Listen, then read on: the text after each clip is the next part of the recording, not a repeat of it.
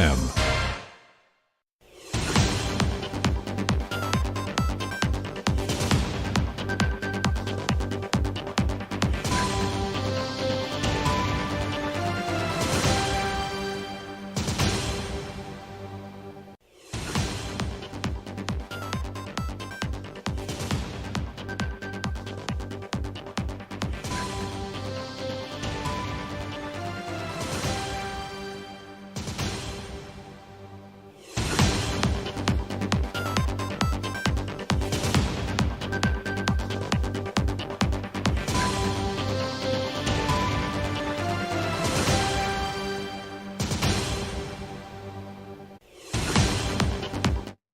Good day, welcome to your news at noon on Kaieteur Radio. I'm Kevin Smith. Let's get to the news in detail. In 2016, when the coalition government renegotiated and signed the production sharing agreement with ExxonMobil, the country had only found a ping, while the government has turned its face against seeking more value for its resources. Dr. Adams is not convinced that the political excuse being used to not renegotiate the Exxon contract is valid. In fact, he is confident that Guyana can get a better deal now that it has discovered 10 billion more barrels of oil in the Stabroek Block, where Esso is operating. And the Ministry of Agriculture has embarked on a new initiative this year inspired by President Ali to save the fishing industry. Already close to $27 million has been pumped into the fish cages to breed different species in Region 2. But Shadow Minister of Natural Resources David Patterson is adamant that this scheme will not save Guyana's dwindling fisheries sector. Patterson emphasized the need for an independent baseline study to be conducted offshore. Given that fishers have been complaining about low catch, which they believe is triggered by the current oil and gas activities conducted by ExxonMobil, Patterson pointed out that the study would be effective in making this determination and therefore would pave the way for Guyana to take the next step. The former minister does not believe that the incumbent government has a plan to save the country's fisheries sector. He explained that while he does not believe the investment is a waste of resources, his position is that the cages are simply unfit or inadequate to save the suffering fisher folk. And in other news, Senior Magistrate Leron Daly at the Georgetown Magistrates Courts on Wednesday ordered that police legal advisor and Special Prosecutor Mandel Moore be placed in custody after he reportedly failed to produce evidence in the cybercrime case against Detective Sergeant Dion Bascom. The police sergeant, who was recently interdicted from duty, was slapped with 3 cybercrime offenses some 2 weeks ago. The charges were as a result of him exposing alleged corruption in the investigation into the murder of businessman Ricardo Fagundes. Senior Magistrate Daly then recalled the matter, ordered the prosecutor Moore to be released from custody and gave him 24 hours to submit the evidence to the court. Contrary to what occurred in court, the Ghana Police Force on their Facebook page said that Moore was never remanded, nor is he in custody. And moving on. Madeline Orlando Evans, a Guyanese national, was on Saturday last stabbed to death in Suriname. Moments before Evans was killed, he had gotten into a heated argument with a 26-year-old man only identified as Quentin M. According to Quentin, he had allegedly owed Evans $300 Suriname, but when the time came for payment, he did not have the money. This led to the men having the argument, which in turn led to an altercation. The suspect claimed that during this altercation, Evans pulled out a gun and had pulled the trigger. The gun did not fire. In an attempt to fight back, Quentin whipped out a sharp object and stabbed Evans, who reportedly died instantly.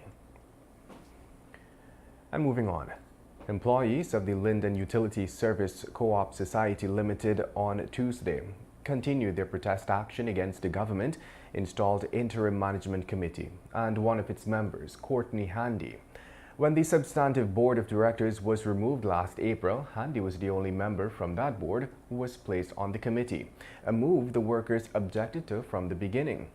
Employees claim that they will not be returning to work until they are properly engaged by the Minister of Labor, Joseph Hamilton, or a senior officer within the ministry. If you're now joining us, this is your News at Noon on Kaieteur Radio. I'm Kevin Smith. Before we go to a short break, let's tell you that the government of Guyana has commenced its search for a consultant to review the field development plan for ExxonMobil's fifth project at the Owaru oil field in the Stabroek Block.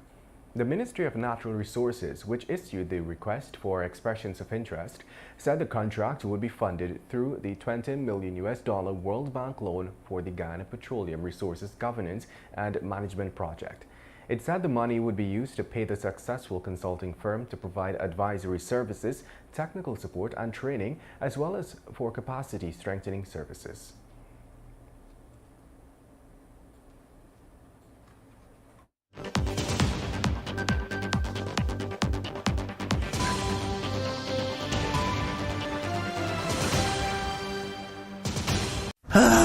Not a single bar of service. Not with us. Digicel officially has the best mobile coverage in Guyana. Be it in Aishalton or in Etteringban, we got you covered. Digicel, better together. This is GHK Lal inviting you to join me weekdays from Monday to Friday on the National Outlook for commentary on a range of issues. Immediately after the 12 noon and 7 p.m. newscasts on Kaieteur Radio at 99.1 FM and 99.5 FM. Looking forward to you sharing in the conversation.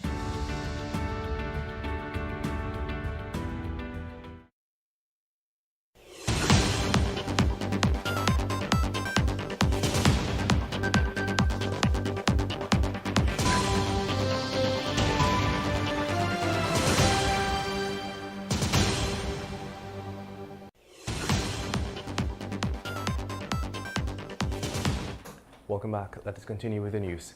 The Ministry of Local Government and Regional Development opened a 3-day consultation exercise on the draft Solid Waste Management Bill. Minister of Local Government and Regional Development, Nigel Daramlal, during remarks, explained that the bill is expected to capture all the aspects of sanitation and management required for a modern economy and society. He urged the participants to modernize the way they manage their communities, as there is a plan in the national budget for massive transformational development. And the tricky business of verifying petroleum expenditures from the Stabroek Block operator remains, and the parliamentary opposition is keen on examining the government's treatment of this issue. In the absence of several mechanisms to ensure Guyana's robust oversight of oil and gas production cost, the parliamentary opposition says it is eager to see how the government would have been able to confirm not just the numbers, but the way in which these expenses would have been incurred. Opposition advisor and economist Alison Lowe is adamant that the verification of cost oil to Guyana remains a serious issue, as this is the way the country will ascertain whether or not it is overpaying oil companies for the development of the oil resource.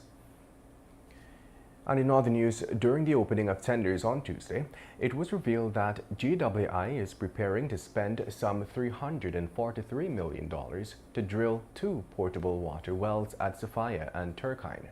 According to the National Procurement and Tender Administration Board Office, the wells are estimated to cost $171 million each. 4 contractors submitted bids to do the work. And with no patient admitted into the COVID-19 ICU, the Health Ministry yesterday reported that within the last 24 hours, 9 new infections were recorded, bringing the total number of confirmed COVID-19 cases to 71,331. 4 persons are in institutional isolation, 81 are in home isolation, and 2 are quarantined institutionally. To date, a total of 69,965 persons have recovered from the virus. With the time now moving on to 12 hours 11 in Guyana, we close things off with the page 7 of today's Kaieteur News.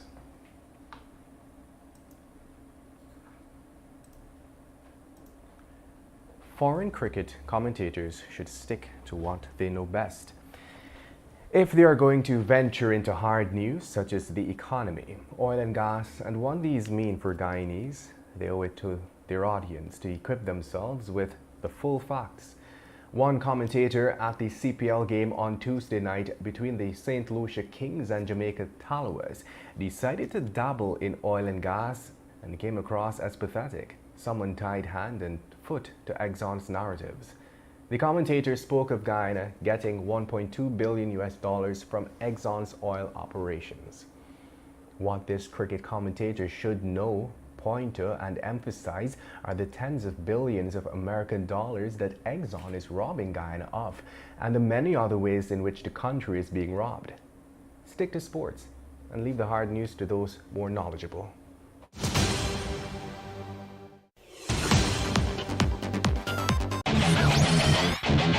Want value for your advertising dollar? Then place your ads on Kaieteur Radio's newscasts. Streamed live on 6 different mediums, reaching hundreds of thousands. Advertise today and watch your dollar grow. Call us on 225-8465 or 226